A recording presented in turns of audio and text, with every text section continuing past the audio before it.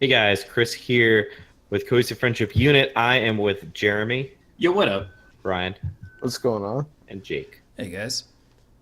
I don't know about you guys, but I have been watching a lot of Summer Games Done Quick. I watched Resident Evil 4 until about 3 in the morning last night. Oof. And it kind of got me thinking while I was watching it, while I was watching hours and hours and hours of people playing games very quickly, breaking games, doing everything fun with games. Why does speedrunning work in video games? Why? You don't see there's not a thing where it's like, how fast can you watch a movie and then like recite the plot? There's not. I guess maybe there's people who like play music fast. I don't know, but I think video games very unique medium in that sense. Well, Whoa. NASCAR. Whoa, hold your horse. I know we're trying to go quick, but hold your horses, dude, because we are doing a giveaway. I don't like. Oh. All you have to do is subscribe to the channel. And we're at 142 subs. At 150, we're going to do our first giveaway. Every 50 subs, we're going to be giving away a Steam key. You should see a card right now. All right, Brian, sorry. Well, you threw me for a fucking loop there, man. I know. I'm sorry, dude. He's You're going free so to go. fast. I was just gonna say he's going too fast. I don't like speedruns. I'm standing. I've never watched a speedrun video. Like You've never? I have no. I interest also in have it. never watched a speedrun video. No interest in it. fuck Like is wrong with you? I've seen them and I've watched a couple of them and I have no interest in it. I thought. Well, never mind. Jake You has. thought we were So, on a video yeah. game podcast. I have watched speedruns, and I'm gonna go out on a limb and say I've played a lot more video games than Brian and Jeremy. Correct. Yep. So Yep, I think that's true. the appeal of speedruns is seeing games that you've played and like struggled to get through done to essentially perfection because they fly through the game. Yeah. It's like watching That is sports true. that you've played and seeing very good athletes play. It's like a different way. Like, so there's like, you can watch like people play competitive StarCraft, but you can't watch people play competitive Zelda. This is like the closest thing. Is that kind of what you're saying? Kind of like Yeah. that. I mean, I've spent 45 minutes watching a Canadian guy take apart an impact gun on YouTube. Does that count? Like, it's the same a sort of speedrun. thing. It's well, he says time when he opens the box. I mean, it's kind of similar, I guess, because like so. No, I I get watched, I get what you're saying. Like, it's when you've done it so many times, like you're interested to see like what can you do with it, and I appreciate it from that standpoint. But like, I'm not good enough at video games to appreciate it fully.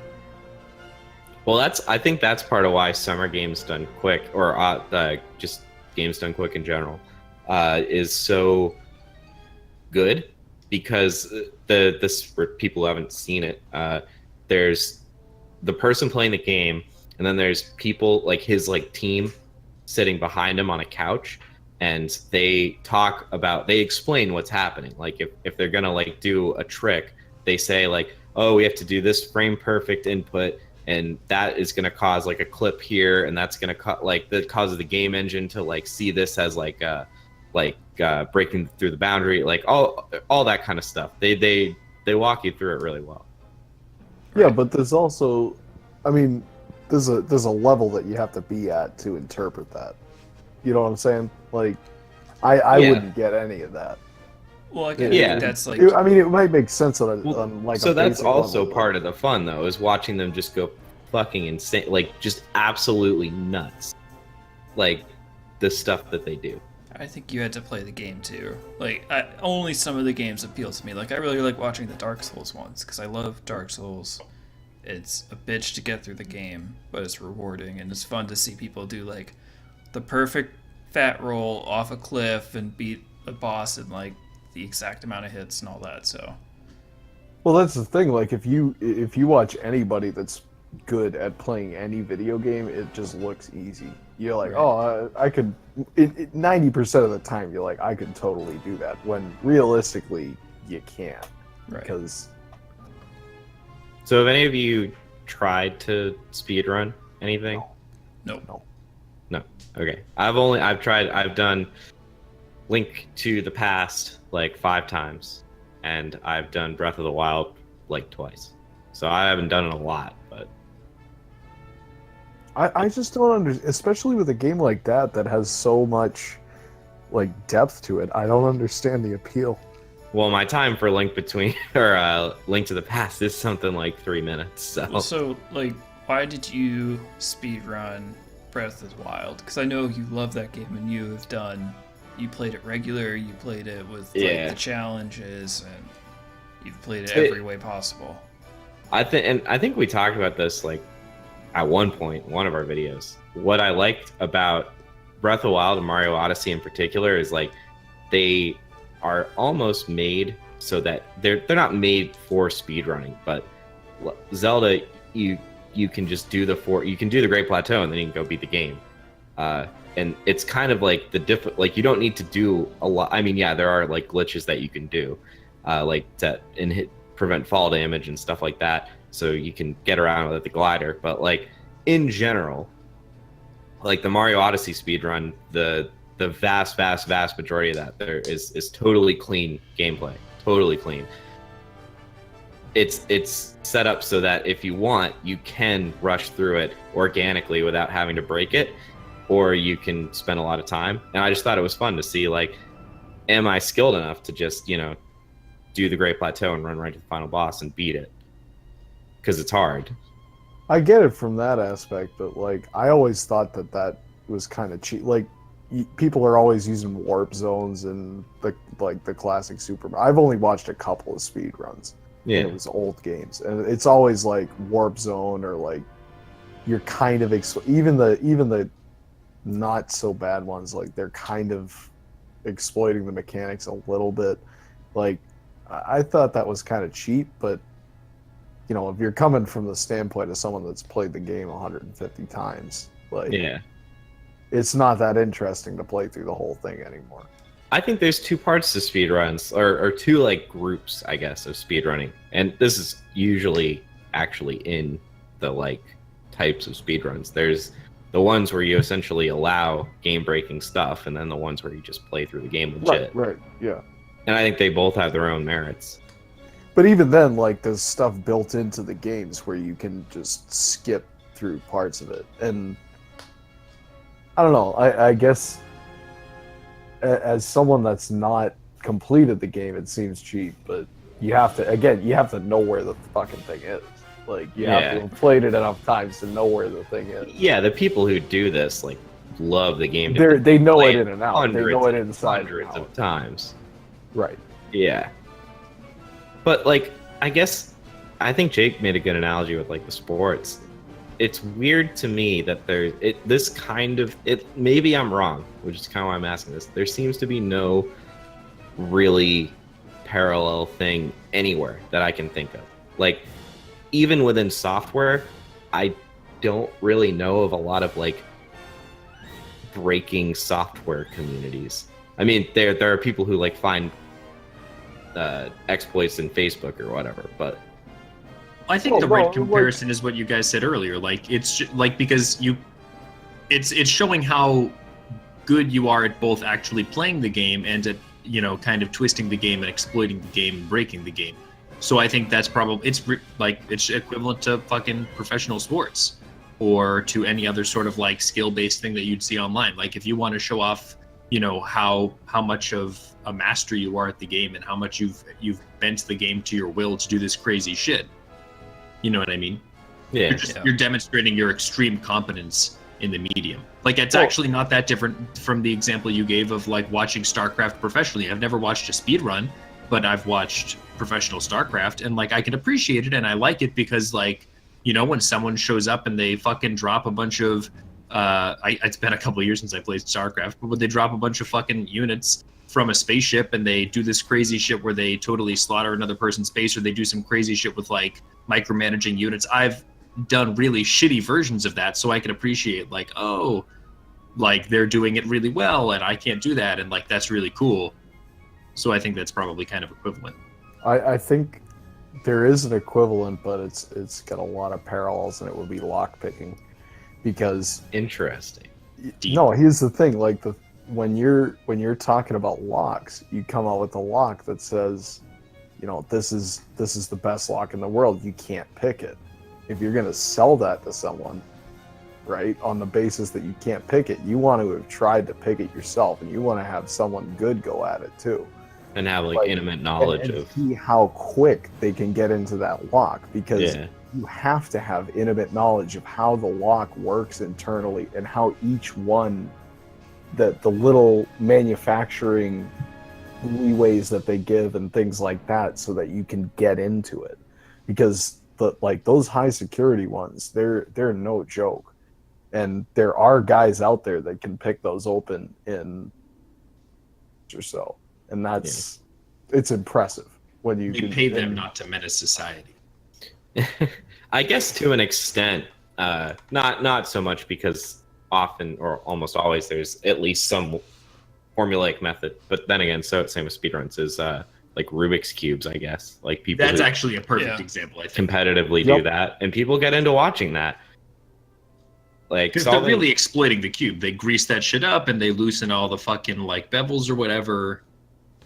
Right. And like it's easy to teach someone how to solve Rubik's cube. It's hard to solving it quick, effectively solve it very, very fast. Well, we went to high school with a kid that could do it blindfolded, couldn't he? Yeah, that's fucked up.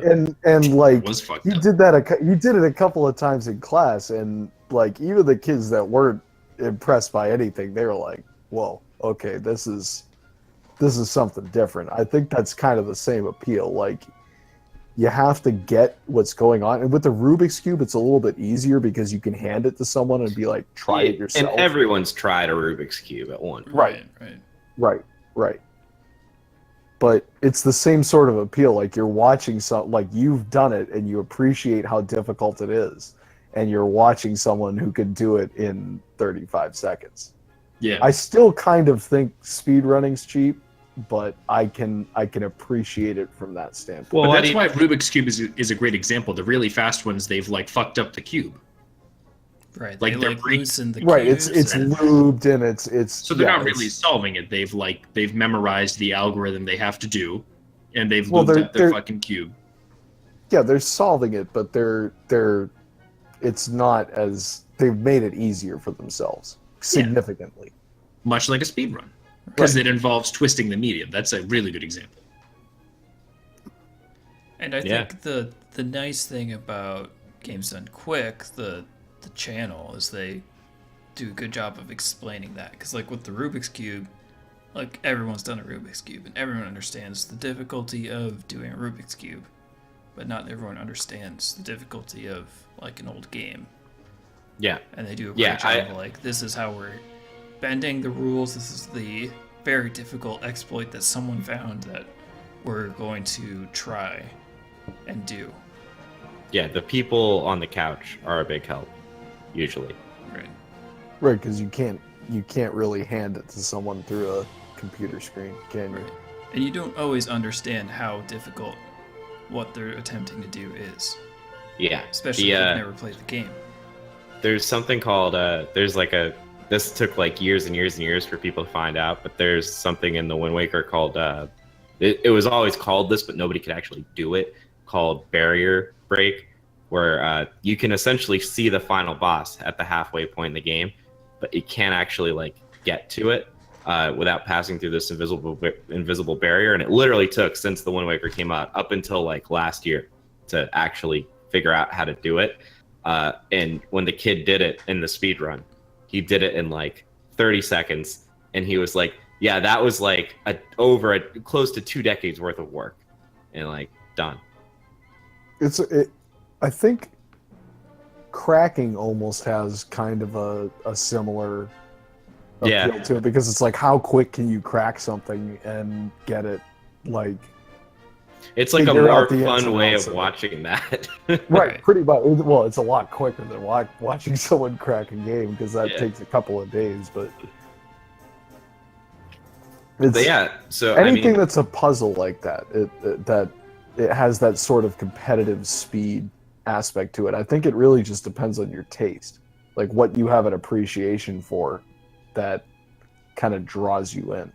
Yeah, because everybody has something that they have, like, whether it's I can draw a person and 45 seconds and it looks exactly like them, or perfect recall or whatever. You have an appreciation for something, and watching someone who is way, way better than you could ever dream to be at it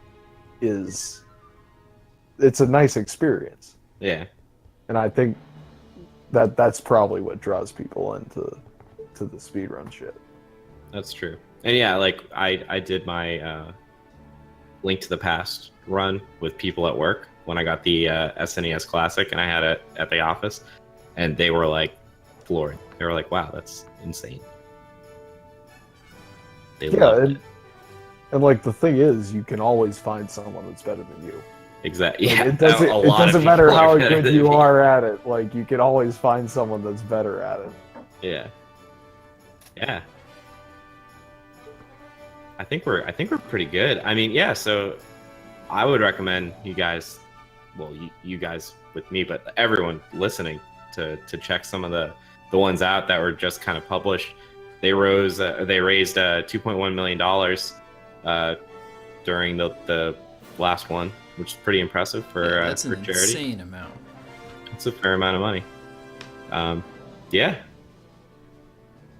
But do you want to talk about your favorite speedruns, Brian? Yeah, guys, if you've done any Roller Coaster Tycoon speedruns, make sure you hammer that down in the word box there, as always, and click the little ringy dingy in your corner. Like we said, we're gonna be giving away some games. We're distributing the wealth among the proletariat, if you will, and the only way you can get that is if you're subscribed. So, and if you click the ringy dingy, you'll get ringy dingied when we come up with some cool new shit here on the Cohesive Friendship Unit spot and/or channel. And smoke them if you got them, guys. Smoke them if you got them. All right, we'll catch you guys next time.